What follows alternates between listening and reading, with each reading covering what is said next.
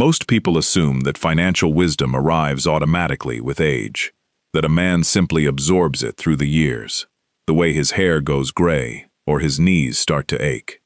But that's not quite true. Wisdom about money isn't a side effect of getting older.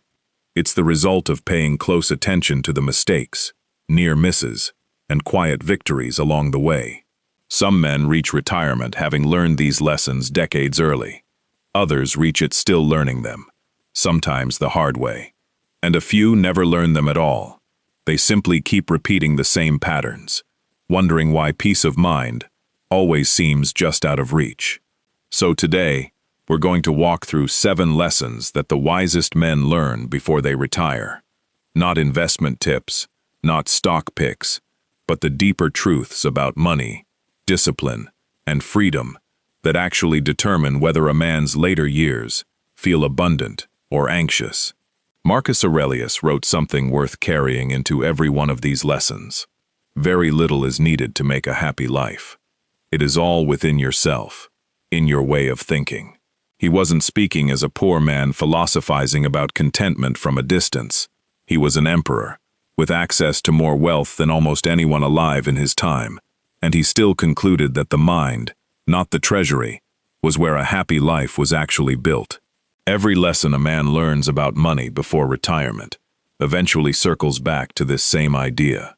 The goal was never to accumulate enough to stop worrying. It was to become the kind of man who didn't need to accumulate endlessly in order to feel at peace. Retirement doesn't create that peace. It simply reveals whether a man built it or not. So let's walk through all 7 together, starting from the top and working our way down to the one lesson everything else quietly depends on. We'll start with legacy, what a man actually leaves behind. Then privacy, and why guarding it protects more than just numbers. We'll talk about time, and the moment it becomes worth more than money ever was. We'll talk about character, outlasting status, the quiet wisdom in how a man lends to family, and the way debt borrows from tomorrow's peace to pay for today. And we'll end where it all really begins, with a single, simple word: enough. Lesson 7. A legacy is built through habits, not windfalls. Let's start at the top. Lesson 7 is the one that quietly ties all the others together. Legacy isn't primarily about what a man leaves behind financially. It's about what he models while he's still here. Grandchildren remember whether grandpa paid off his purchases or financed them, whether he kept his word about a loan, whether he seemed anxious about money or calm about it. That example teaches more than any inheritance ever could. Fidelity's retirement research has consistently found that financial confidence in retirement correlates less with total assets and more with the presence of a clear plan and consistent habits built years in advance. Lesson 7, in other words, is a preview of everything still to come. The wisest men protect their peace before they protect their pride, and they do it through habits practiced so long they no longer feel like discipline at all. They just feel like who the man is. Lesson 6. Privacy protects peace. Lesson 6 is one most men learn reluctantly, usually after watching what happens to someone who didn't learn it. The less people know about your finances, the fewer opinions, requests, and comparisons you have to manage. A man who keeps his financial life private isn't being secretive. He's simply refusing to hand strangers, or even well-meaning relatives, a reason to weigh in on decisions that are his alone to make. A quiet bank account is often stronger than a loud lifestyle. The men who seem the most comfortable in retirement rarely talk about numbers. They talk about how they spend their days. Lesson 5. Your time becomes more valuable than your money. Lesson 5 tends to arrive later, often in the decade leading up to retirement, when a man starts doing the math on how many good years he realistically has left. Suddenly, money that once felt scarce starts to feel secondary to something that actually is scarce: time. This shift changes decisions in quiet but powerful ways. A man starts saying no to overtime he doesn't need. Yes, to a weekend with his grandchildren he'll never get back. He stops optimizing every dollar and starts optimizing his hours. Money is a tool. Freedom is the goal. And freedom, it turns out, was never really about the size of the number in the account. It was about how many mornings he got to choose for himself. Lesson 4. Status symbols depreciate. Character doesn't. Lesson 4 is one that takes most men years to fully believe. Even after they intellectually understand it, nobody who genuinely matters is impressed for very long by what you drive or where you vacation. The car loses value the moment it leaves the lot. The reputation, built on quiet reliability, on being a man of his word, only appreciates with time. This is a matter of self-determination theory, the psychological research showing that lasting well-being comes from autonomy, competence, and connection, not from external validation. A man chasing status through possessions is chasing something that, by design, never satisfies for long. A man building character through consistency is investing in something that compounds for the rest of his life. Lesson 3.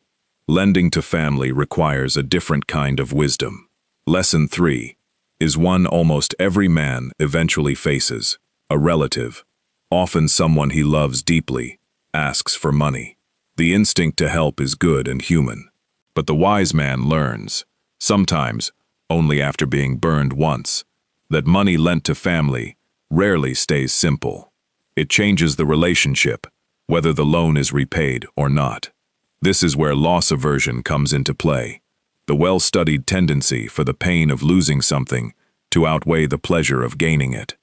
A man doesn't just risk the dollar amount when he lends carelessly. He risks holidays that become tense, conversations that grow awkward, a relationship quietly reshaped by an unpaid debt. The wisest men learn to separate generosity from lending, giving what they can freely give, and being honest when something is beyond what they're willing to risk. Lesson 2. Debt borrows from your future peace. Lesson 2 usually comes from experience, sometimes painful experience. A man who has carried debt, even manageable debt, knows that it doesn't just cost money. It costs a piece of his attention every single month. A quiet obligation sitting in the back of his mind. Behavioral economists call this a form of present bias, the tendency to overvalue what a purchase feels like today and undervalue what the payments will feel like for years afterward. The men who enter retirement with the most peace are rarely the ones who earned the most. They're the ones who entered retirement owing the least. A debt-free life, however modest, tends to feel far richer than a financed one. Lesson 1.